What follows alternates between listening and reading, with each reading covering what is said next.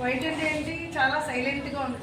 దీని మీద వాళ్ళందరికీ అవేర్నెస్ కావాల్సిందే. ఎందుకంటే మనం ఏదైనా మనకి మనసు బాగా అనిపించింది అనుకోండి, ఎవరైనా వచ్చింది మనం ఏం చేస్తాం, గట్టిగా అరుస్తాం, వాళ్ళ మీద తిరగబడతాం కదా. మనం ఎవరైనా బాధ పెట్టారనుకోండి, వెంటనే వాళ్ళు ఏదో ఒక మాట అంటే మళ్ళీ వెంటనే మనం 10 మాటలు వేస్తాం.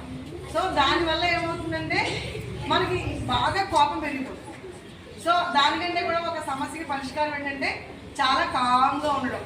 ఎవరైనా మనకు కోపడ్డారనుకోండి, వెంటనే మనం సైలెంట్ అయిపోవాలి. అసలు అది మంచి ఆయుధం అన్నమాట ఎదురోళ్ళు గెలవడానికి. ఎందుకంటే మనం అరిచే కొద్దీ వాళ్ళు మళ్ళీ అరుస్తారు, మళ్ళీ ఇంకొంచెం మాట్లాడతాం మనం. సో ఆ మాటలు ఏమంటే మనసుని చాలా చాకుతో పొడిస్తే ఎంత బాధ అనిపిస్తాయో అలాంటి చాలా వేడి అయిన మాటలు, చాలా వాడిగా ఉన్న మాటలు మన నుంచి బయటకు వస్తాయి. అవి మనసుని గుచ్చుకుంటాయి. అందుకని మన ఆత్మ మీద కోపడినప్పుడు మనం చాలా కామ్గా డౌన్ అయిపోవాలన్నమాట. చాలా సైలెంట్ అయిపోవాలి. ఎప్పుడైతే అలా సైలెంట్ అయిపోయి మనం కామ్గా ఉంటామో అప్పుడు ఎవరైతే మన మీద గట్టిగా అరిచారో వాళ్ళు కూడా మనం ఇంత గట్టిగా అరుస్తున్నాం కదా, వాళ్ళు ఏంటి రియాక్ట్ అవ్వట్లేదని చెప్పి వాళ్ళు కూడా ఆటోమేటిక్గా వాళ్ళ కోపం కూడా తగ్గిపోతుంది. ఎప్పుడైతే కోపం తగ్గిపోతుందో, ముఖ్యంగా మన కోపం ఎందుకు వచ్చినప్పుడు మన బ్లడ్ ప్రెషర్ హైలో వెళ్ళిపోతుంది అనమాట. సో దానివల్ల ఏమవుతుందంటే మన బ్రెయిన్లో క్లాట్స్ వచ్చేస్తాయి.